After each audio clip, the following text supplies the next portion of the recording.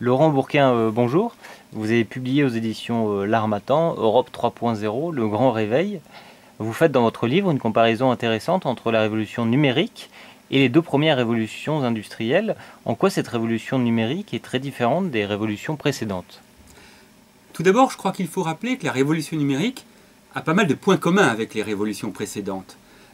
Elle part d'une rupture technologique. Cette rupture technologique, c'est bien sûr l'arrivée d'Internet. Également, elle fonctionne comme une sorte de soleil avec en son cœur les services Internet. Et ces services Internet rayonnent et progressivement transforment toute l'économie. En revanche, il y a plusieurs différences fondamentales. La première d'entre elles, c'est le rythme de propagation de ces innovations et des changements qu'elles entraînent dans toute la société, parmi les consommateurs, les entreprises. Et puis, la deuxième différence fondamentale, c'est que son terrain de jeu, c'est le monde. Je donne juste un exemple. Regardez l'automobile. Il aura fallu 50 ans entre l'invention de l'automobile et le moment où l'automobile est devenu un produit démocratique, grand public. En ce qui concerne le smartphone, qui existe depuis à peu près 10 ans, il aura fallu 10 ans. Et aujourd'hui, le smartphone déferle sur tous les pays du Sud. Alors comment expliquer ces différences? Eh bien, je crois que la principale raison, c'est que l'économie numérique obéit à des lois qui lui sont propres, des lois complètement nouvelles. Tout d'abord, des lois de production. Je donne l'exemple de la loi de Moore qui stipule que la puissance de calcul des microprocesseurs double tous les 18 mois. Cette loi, en 50 ans, ne s'est jamais démentie.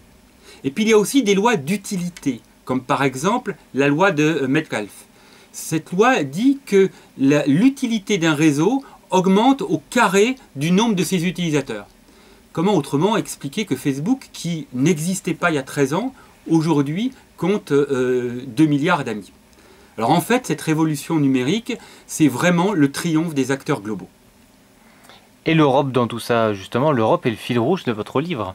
Oui, alors l'Europe, je dirais que la situation est très contrastée selon que l'on regarde du côté de l'offre ou du côté de la demande. Du côté de la demande, c'est-à-dire du côté des usages, je dirais qu'il n'y a pas de différence fondamentale entre le niveau de développement des usages en Europe et puis aux États-Unis ou dans certains pays comme le Japon ou la Corée. Songez par exemple qu'un Français regarde en moyenne 100 fois son smartphone dans la journée.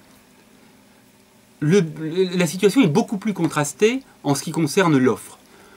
Dans le domaine des réseaux, l'Europe est en train de rattraper son retard. C'est-à-dire que l'Europe maintenant va même très vite vers les réseaux à très grande vitesse, les réseaux à très haut débit. Dans le domaine des services informatiques, je dirais qu'on se défend plutôt bien.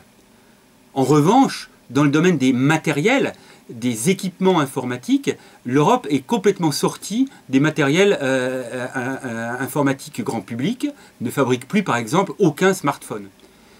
Et là où la situation est, je pense, la plus préoccupante, c'est vraiment au cœur de cette révolution numérique, celle des services Internet dont je parlais tout à l'heure. Et là, le retard est vraiment évident. Pensez par exemple que parmi les 50 premiers services Internet au niveau mondial, en termes d'audience, eh bien, il n'y a aucun acteur européen.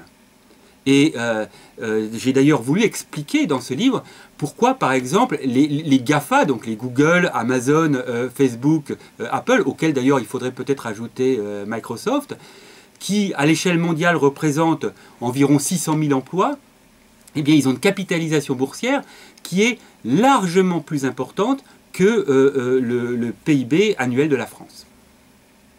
Alors comment l'Europe pourrait-elle reprendre le leadership de cette révolution numérique? Alors, tout d'abord, je crois qu'il faut bien rappeler que l'Europe a de formidables atouts.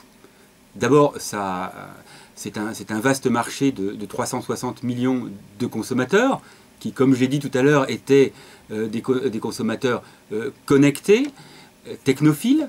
Et puis, également, l'Europe est un vivier tout à fait considérable de start-up numériques qui sont extrêmement dynamiques et extrêmement innovantes.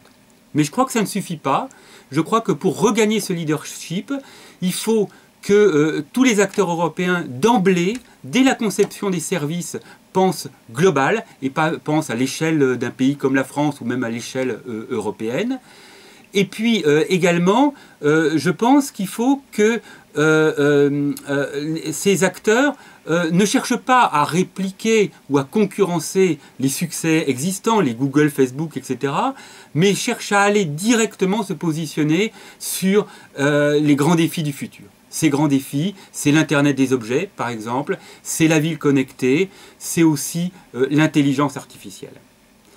Et puis, je crois, un dernier petit mot qui est plutôt à l'adresse des pouvoirs publics, je crois qu'il faut sortir de ce qui fut longtemps une sorte d'angélisme. Alors, angélisme fiscal, qui a consisté à fermer les yeux sur ce qui est un véritable hold-up fiscal de la part des GAFA, et puis peut-être aussi promouvoir la création de l'émergence de champions européens, et là peut-être en remisant des règles qui étaient des règles de concurrence qui étaient plutôt celles qui marchaient au siècle dernier.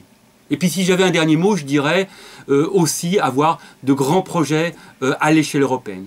Par exemple, pourquoi pas créer un Netflix européen.